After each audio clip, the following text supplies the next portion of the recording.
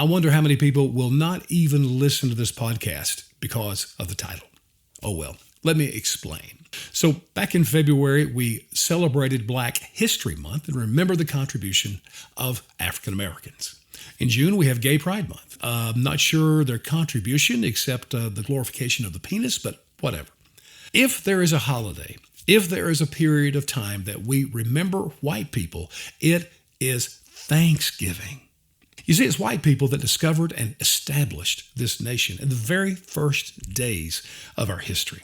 Now, I know the revisionist history is trying to make it all about the African Americans, and I appreciate that. African Americans had a great contribution. They had nothing to do with the beginning of this country.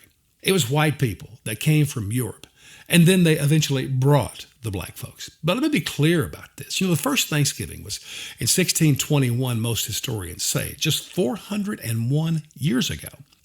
One question is, why did it take so long? I mean, we're a relatively young country compared to most.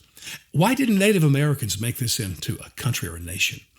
Why didn't people from China or somewhere in Asia come and establish this as a nation? Why didn't people from Africa come and build this into a great country? I can't answer that, but here's what I know. White people came from Europe to discover this, to establish this, and to make this the great nation that it is today. And some people out there are already thinking about that term white supremacy. All right, get that out of your head. That whole phrase is nothing more than a political rhetoric tool designed to hurt people. Stop it. It's laughable to say these white people that came from Europe were white supremacists. They were escaping white supremacy. They were living under the rule and the thumb and the evil of kings and queens and nobles. The people that came were nothing more than serfs or peasants. They had no wealth whatsoever, but they risked everything to establish this place. And it was all for one reason: freedom. And at the heart of that was freedom of religion. That's why for the first 200 years or more of Thanksgiving, it was always called a day of prayer and thanksgiving. They were grateful for all that God had done in bringing them here and establishing this place. Don't forget that.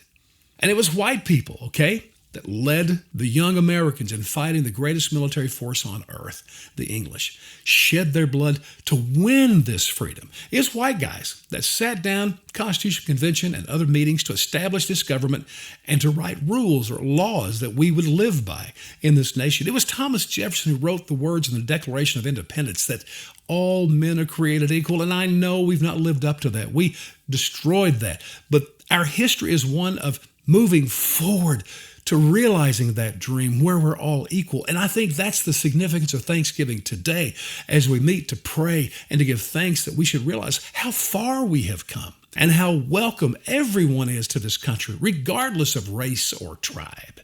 But I guess my main point, remember that it's a day of prayer and thanksgiving.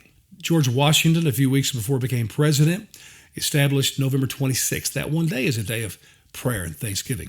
Abe Lincoln loved it. They said we ought to do this every year, and then Congress enshrined it as a national holiday in 1870. Just remember to pray.